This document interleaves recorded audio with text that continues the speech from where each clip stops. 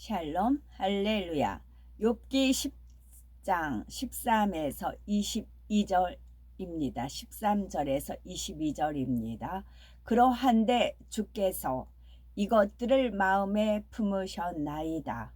이 뜻이 주께 있는 줄을 내가 아나이다.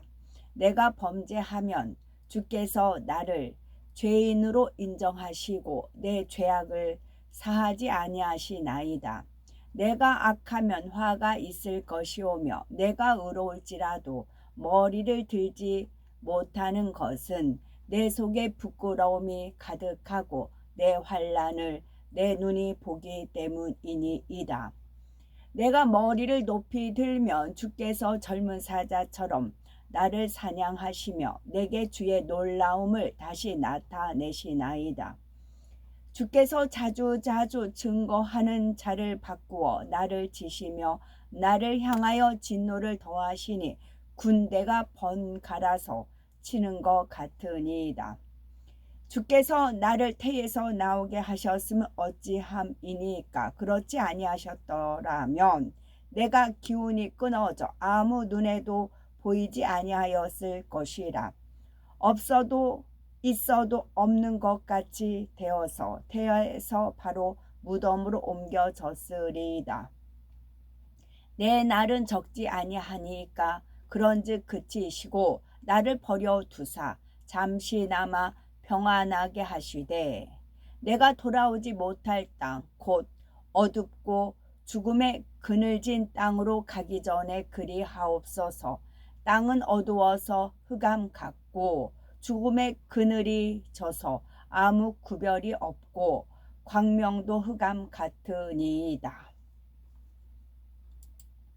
욥기 강의 24번째입니다. 욥이 교만과 무지 가운데 하나님께 하소연하는 모습을 보면서 하나님께서 우리에게 원하시는 뜻이 무엇인지 알아야 되겠죠. 욥기 10장 13에서 14절에 그러한데 주께서 이것들을 마음에 품으셨나이다. 이 뜻이 주께 있는 줄을 내가 아나이다. 내가 범죄하면 내 죄악을 사유치 아니하시나이다. 하나님 앞에서 아는 체 하는 욥을 살펴보겠습니다. 이는 12절에 생명과 은혜를 내게 주시고 권고하심으로 내 영을 지키셨나이다 한 말에 이어지는 말인데, 하나님께서 내게 생명을 주시고 복도 주시며 내 마음과 생각을 주관하여 하나님을 경외하며 선을 쫓게 하셨습니다. 그런데 그렇게 은혜를 베푸실 때 저에게 환난을 내릴 것을 미리 계획해 놓으셨음을 이제 알겠습니다 하고 판단하고 있습니다. 욥은 이 뜻이 주께 있는 줄을 안다며 또다시 아는 체 하고 있지요. 이처럼 스스로 안다고 하는 자체가 무서운 교만임을 알아야 합니다. 하나님을 밝히 알아서 그 뜻대로 행한다면 축복이지만 욥처럼 알지 못하면서도 스스로 안다고 생각하며 도리어 하나님의 뜻에 위배되는 행동을 하기 때문이지요. 잠언 16장 18절에 교만은 패망의 선봉이요 거만한 마음은 넘어짐의 앞잡이니라 말씀합니다. 이처럼 교만은 인생을 망하게 하는 선봉이라는 사실을 깨달아 항상 겸손한 마음이 되어야 되겠죠. 욥이 말한 대로 내가 범죄하면 하나님이 나를 죄인으로 인정한다는 것은 진리입니다. 하지만 죄를 지은 사람이 중심에서 회개하면 용서해 주시지요. 그러니 욥이 내 죄악을 사유치 아니하시나이다 라고 한 것은 옳지 않은 말입니다. 욥은 마치 한번 범죄하면 용서받지 못하는 것처럼 말하고 있기 때문이지요. 하나님은 우리가 죄를 회개하고 돌이키면 동이서에서 먼 것 같이 용서해 주시며 기억하지도 않으신다고 약속하셨습니다.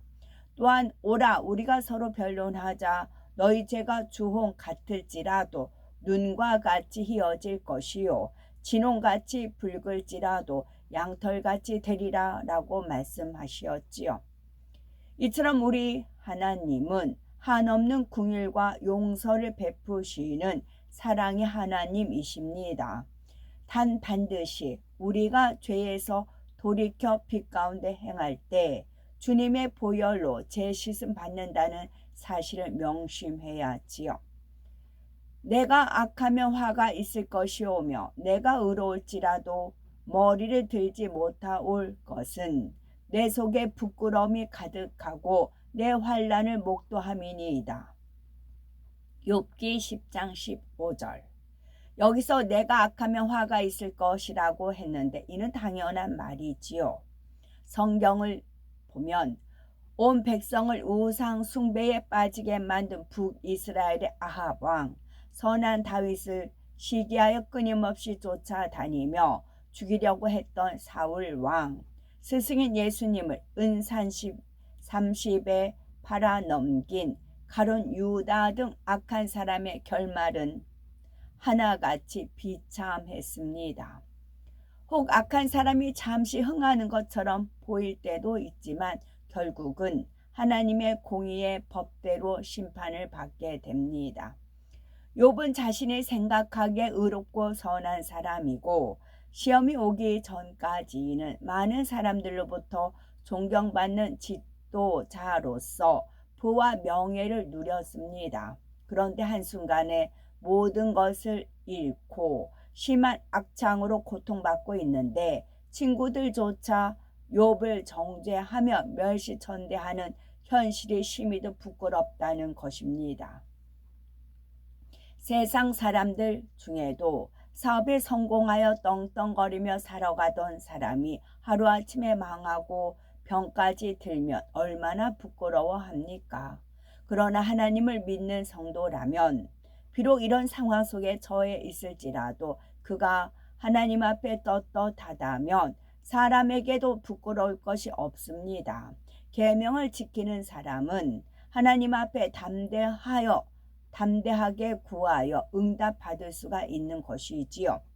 그러니 어려움이 있다고 숨고 괴로워하는 것이 아니라 기쁨과 감사의 제사를 드릴 수가 있습니다. 결국 전보다 더 큰 축복을 받게 되지요.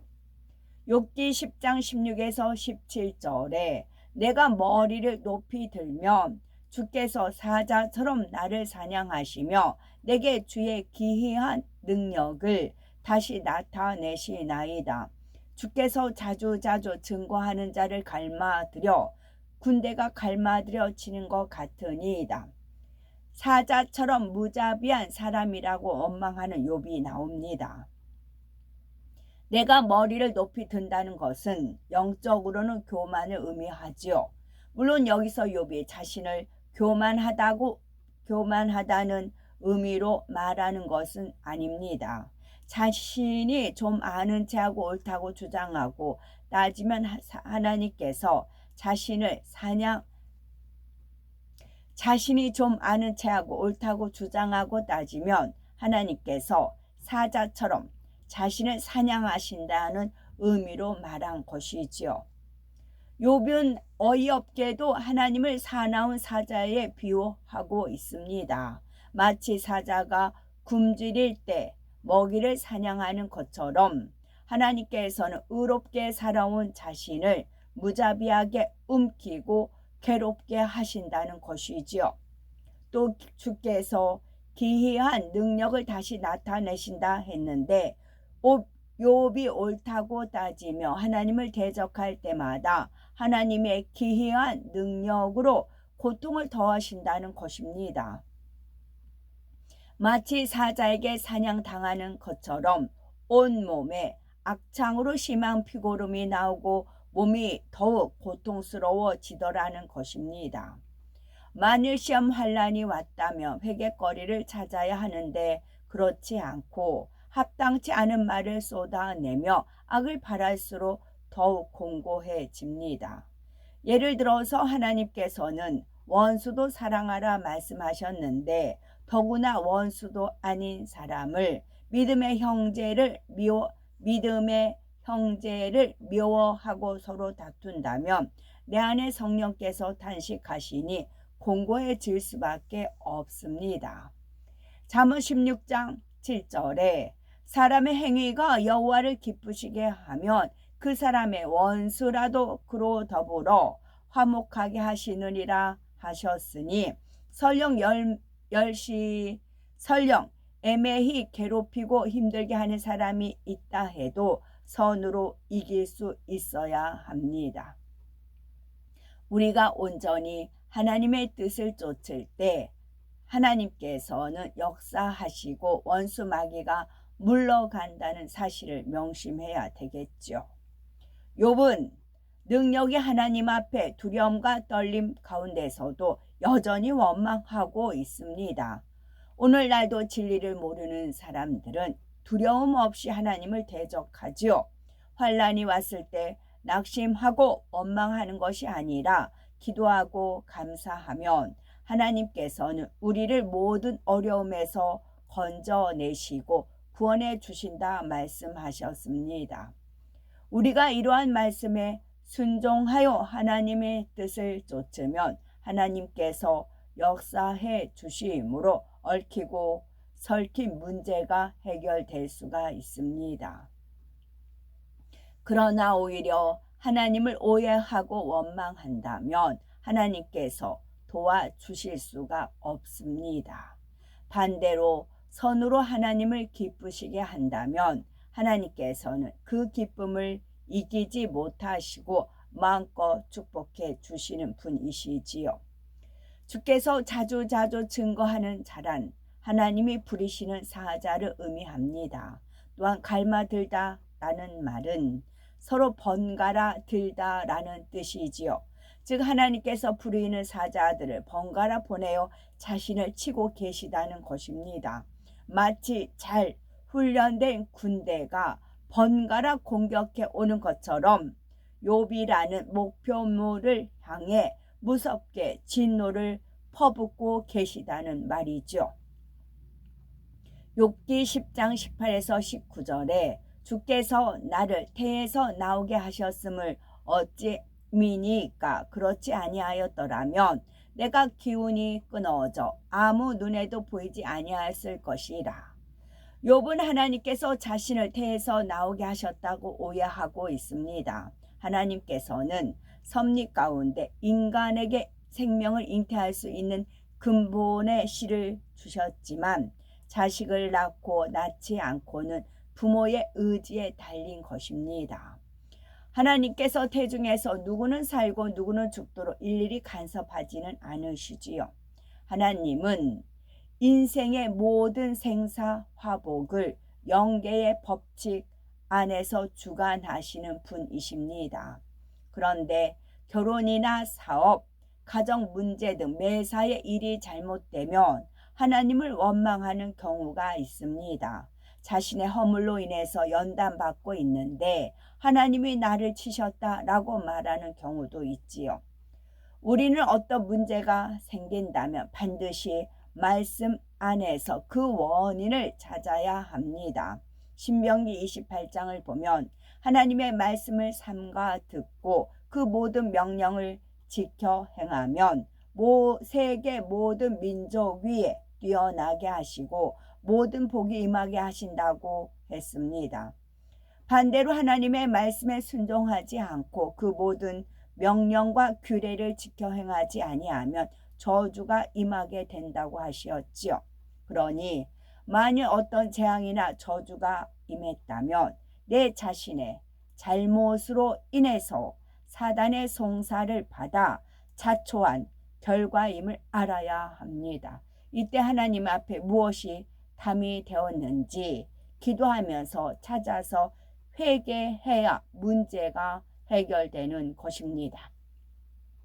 욥기 10장 20에서 22절에 내 날은 적지 아니하니까 그런즉 그치시고 내가 돌아오지 못할 땅 곧 어둡고 죽음의 그늘진 땅으로 가기 전에 그리하옵소서.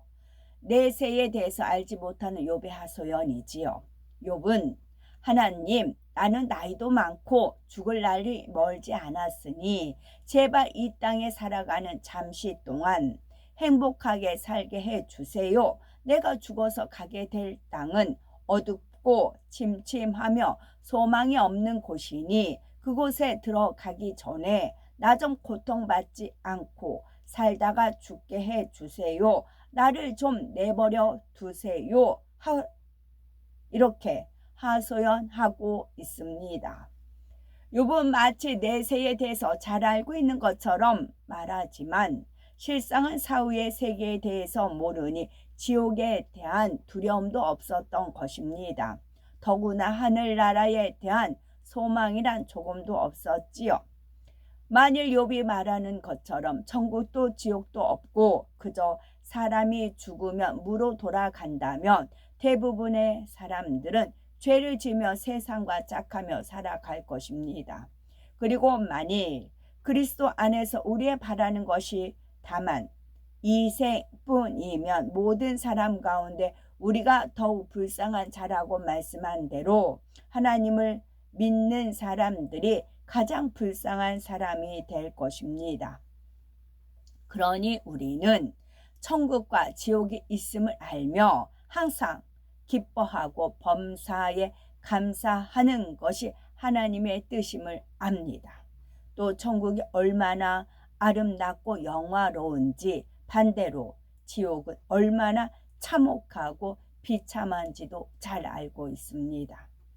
그러니 시험 환난이 와도 욥처럼 원망 탄식하는 것이 아니라 항상 기뻐하고 감사하며 변화의 열매로 나오셔야 되겠고 연단을 통해 더 굳건한 믿음으로 성장하며 깊으신 하나님의 사랑과 뜻을 깨달아 더 뜨겁게 사랑하는 우리가 되어야 되겠지요. 진정 하나님을 믿는 분들이라면 어려움 중에도 하나님에 대한 신뢰와 사랑을 잃지 않습니다. 어려움과 연단의 시간에 더욱 선과 진리를 쫓아 행하지요. 그것이 시간이 흘러도 변하지 않습니다. 여호와의 말씀이 내 생각은 너희 생각과 다르며 내 길은 너희 길과 달라서 하늘이 땅보다 높음같이 내 길은 너희 길보다 높으며 내 생각은 너희 생각보다 높으니라 말씀하셨습니다. 작고 짧은 사람의 생각으로 하나님의 일을 판단하는 어리석은 자들이 되지 말아야 되겠고 오직 믿음과 선, 하나님의 말씀 안에 거하여 깊고 넓으신 하나님의 마음과 하나님의 사랑을 이해하는 참 자녀로 나오셔야 되겠습니다. 아멘. 샬롬.